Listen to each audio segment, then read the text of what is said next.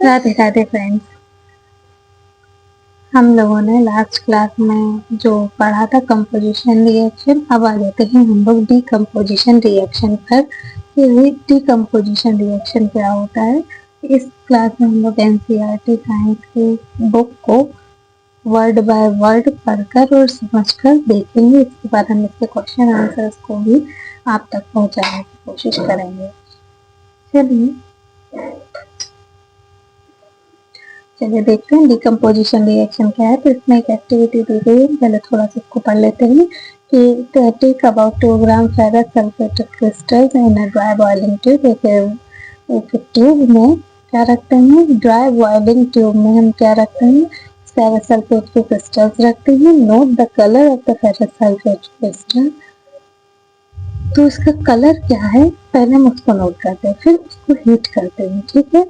फिर इसको ऑब्जर्व करते हैं कि इसमें क्या हुआ, ठीक है। तो ये एक प्रोसेस है जिसके थ्रू हम हीट करते हैं। अब हम स्टडी करते हैं कि इसमें हुआ क्या था।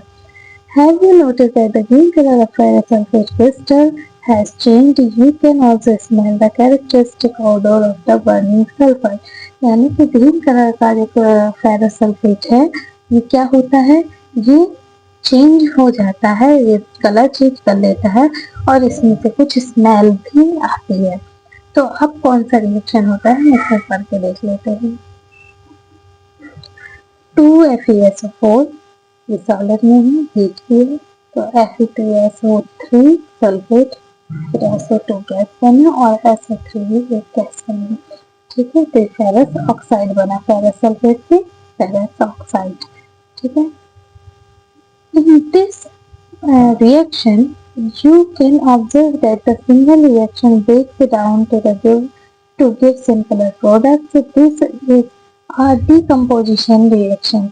Ferrous sulfate crystal this lose water when heated and the color of the crystal changed, ठीक है।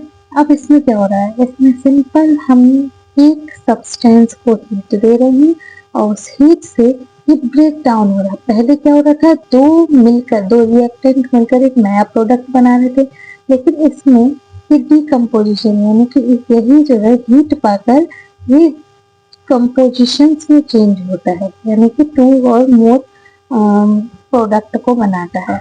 तो यहाँ पर ये जो है, ये वाटर जो है वो हीट होता है, ये अपना वाटर छोड़ देता है और ये अपना दूसरे क्रिस्टल में चेंज होता है। It then decomposes to ferric oxide Fe2O3 और फिर ये जब अपने वाटर को लूज कर देता है, वाटर इसका चला जाता है जो भी इसके अंदर था, तब ये डिकम्पोज होगा, फेरिक ऑक्साइड Fe2O3 बनाता है और सल्फर डाइऑक्साइड SO2 और सल्फर ट्राइऑक्साइड SO3 बनाता है। Ferric oxide is a solid while SO2 and SO3 are gases. तो फेरिक ऑक्साइड जो है वो सॉलिड है और SO2 और SO3 क्या है, गैस है। Decomposition of calcium carbonate to calcium oxide and the carbon dioxide on heating is an important decomposition reaction used in various industries, ठीक है ना। इसी तरह से कैल्शियम ऑक्साइड को कैल्शियम कार्बोनेट को क्या किया जाता है, डिकम्पोज करके कैल्शियम ऑक्साइड और कार्बन डाइऑक्साइड बनाया जाता है। ये बहुत सी इंडस्ट्रीज में यूज होता है। Calcium oxide is called lime और quick lime. It has many uses. One is in the manufacture of cement. When a decomposition reaction is carried out by heating, it is called the thermal decomposition. अब इसमें एक और important बात समझ में आई है, चलिए पहले यही देख लेते हैं कि यही जो है कैल्शियम कार्बोनेट है, ठीक है ना। तो कैल्शियम ऑक्साइड बनाता है हीट करने पे, तो ये क्या होता है, लाइम या क्विक लाइम कहलाता है और ये इंडस्ट्रीज में सीमेंट के मैन्युफैक्चर में यूज होता है, ठीक है। जब ये डिकम्पोजिशन होता है हीटिंग के थ्रू, इसको थर्मल डिकम्पोजिशन कहा जाता है। इसको हम फॉर्मूले से केमिकल रिएक्शन से भी देख सकते हैं। तो ये बना रहा है लाइमस्टोन कैल्शियम कार्बोनेट को लाइमस्टोन कहा जाता है, हीट करते हैं तो ये बनता है CaO यानी कि कैल्शियम ऑक्साइड। इसको क्विक लाइम कहा जाता है और कार्बन डाइऑक्साइड गैस में निकलती है। ठीक है, एक और एक्टिविटी मैंने बताई है थर्मल डिकम्पोजिशन की, वो है ये।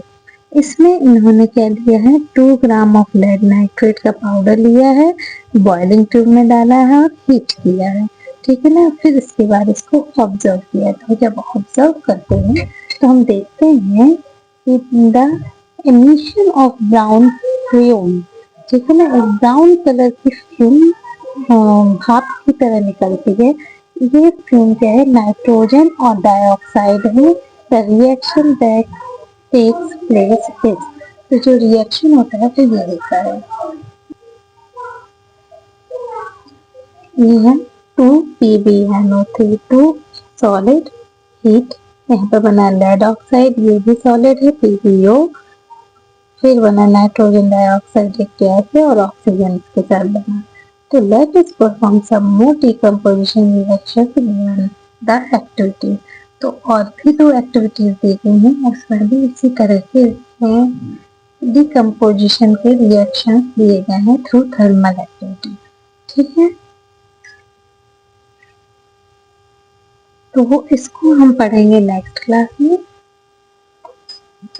तब तक के लिए आप पढ़िए, और यदि आपको इसमें कोई भी प्रॉब्लम हो तो आप मुझे मैसेज कर सकते हैं। Please please please like, share and subscribe to my channel.